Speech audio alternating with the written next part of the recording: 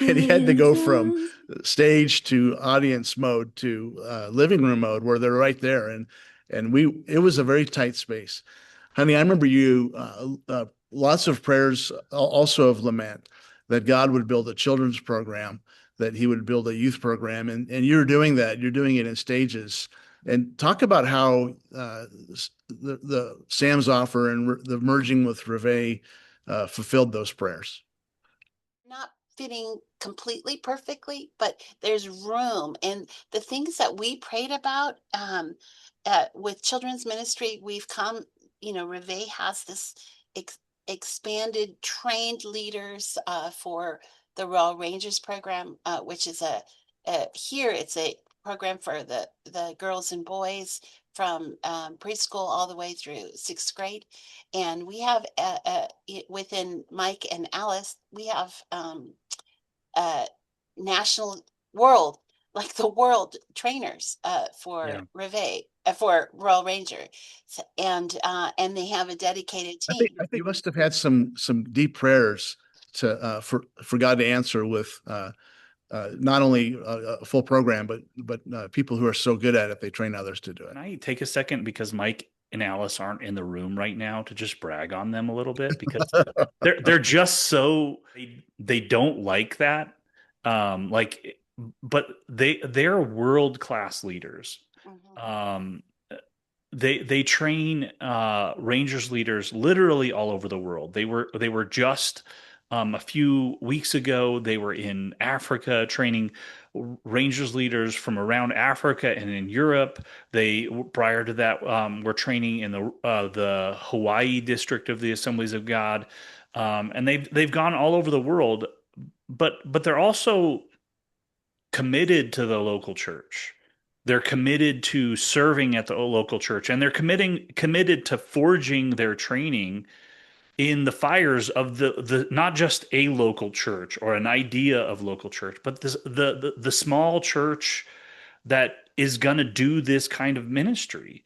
And so, that's the beauty of Mike and Alice. And in addition to that, like in addition to their kids ministry, they're also like faithful givers, they're faithful servers. Like man, like you look at the floor in the sanctuary, like I don't know if I'll ever forget, and I may not survive the things that happened to me in the floor in the sanctuary when we pulled the carpet out of there. Mike and I'm showing it right now, by the way.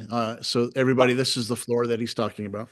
Mike and I spent a week pulling all of the carpet, grinding all of the glue, refinishing, staining, and getting it all ready. And like Mike is in his 70s, and the I man. don't think he is. I think that's a myth. Well, Um, he keeps saying that he's in his 70s. His work, his ability to output work doesn't demonstrate that. He is just one of those people, and I'm so grateful for Mike. Last week, the wind blew down our one of our outdoor signs, and the next day, Mike was out there rebuilding the whole thing, and Yeah. it's pretty incredible. So here we are. The churches have been meeting for 2.5 months. Uh, I think the first couple of weeks we're looking at each other and wondering who exactly we've merged with, but people have stuck it out, and people are getting to know each other, and we're going through the process of learning how to work together, and everybody's deferring to each other, and it seems like it's working. I mean, I don't know if there's another shoe that's going to drop and the whole thing will explode, but it seems like it's working. So why don't we talk a little bit about what we think God is doing? Like what's next? What is 2026 going to look like?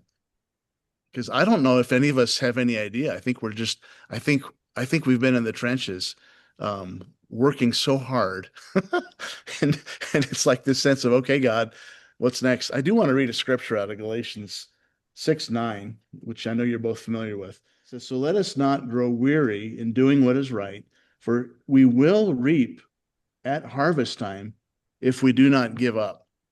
And just speaking for me, it feels like, I mean, I would like to say, well, here's the fourfold plan for 2026, and here's what God will do.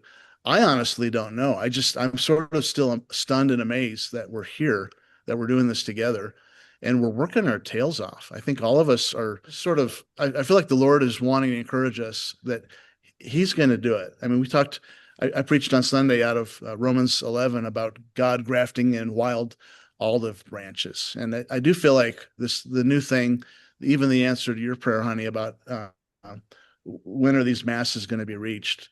Um, it feels like that's what he's doing, but and we're going to continue doing what we do. But I'm not sure I have a sense of. It's almost like God's going to show us. And I don't know if you guys can improve on that or clarify it, but that's just sort of my gut honest thoughts on it. One of the things that I had prayed for was people to help pull alongside, pull the load, and that's that one of the things that I love about what God's doing right now is the friendship and the camaraderie and the laughter. There have been a lot of seasons over the last few years where uh, there wasn't a lot of laughter. I'm just looking forward to the work that you put your hands to, and you go to sleep tired, but also satisfied. Mm-hmm. One of the things that we saw just a few weeks ago was partnering with Longmont Helping Hands in the toy outreach. Our ranger team came in full force. And the And Spanish church, that meets and here, the Spanish they church. Oh my they gosh, jumped in. Yeah, exactly. Melissa estimated 300 families, Okay. which is at least 500 people. And this facility, that is God's from the beginning, but is God's facility, was packed. It was